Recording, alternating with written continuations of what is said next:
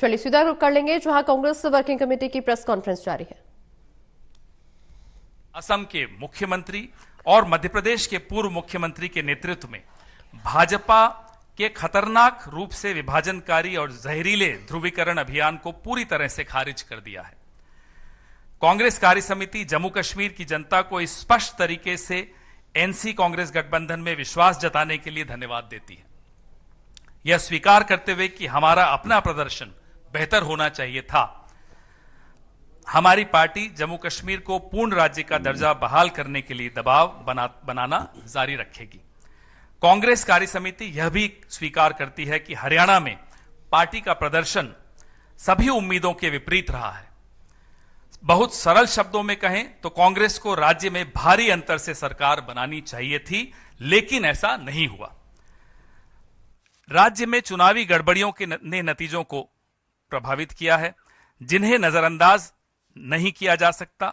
और कांग्रेस कार्य समिति यह भी स्वीकार करती है कि महाराष्ट्र में पार्टी का प्रदर्शन और वास्तव में हमारे एमवीए सहयोगियों का प्रदर्शन समझ से परे है और वास्तव में चौंकाने वाला भी है। चुनावी नतीजे सामान्य समझ से परे हैं। यह स्पष्ट रूप से लक्षित हेरफेर का मामला प्रतीत होता है। कांग्रेस कार्य समिति अपनी आशा और विश्वास व्यक्त करती है कि कांग्रेस अध्यक्ष जल्द ही विस्तृत राज्यवार समीक्षा पूरी करेंगे और आवश्यक अनुवर्ती कार्रवाई करेंगे, खासकर संगठनात्मक मामलों के संबंध में। इन मामलों पर एआईसीसी स्तर पर और सभी राज्यों में तत्काल ध्यान देने की आवश्यकता है। कांग्रेस कार्य समिति सभी स्तरों पर कांग्रेस संगठन से इस मोड़ पर अधिकतम शक्ति और दृढ़ता को जुटाने का आह्वान करती है। निराश होने या घबराने की कोई जरूरत नहीं है। पहले से कहीं अधिक एकता और अनुशासन की आवश्यकता है। भारत जोड़ो यात्रा, भारत जोड़ो न्याय यात्रा और लोकसभा चुनाव अभियान के दौरान पार्टी ने लोगों के सामने जो मुद्दे रखे थे, वे हमारे देश के लोगों के लिए दैनिक चिंता के मुद्दे हैं। पार्टी को अपने नैरेटिव को लगातार मजबूत करना चाहिए।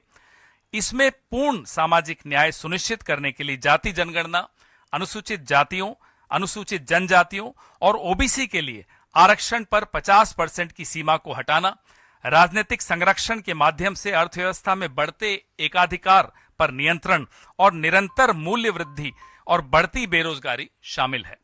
अंत में सीडब्ल्यूसी का मानना है कि पूरी चुनाव प्रक्रिया की अखंडता से गंभीर रूप से समझौता किया जा रहा है।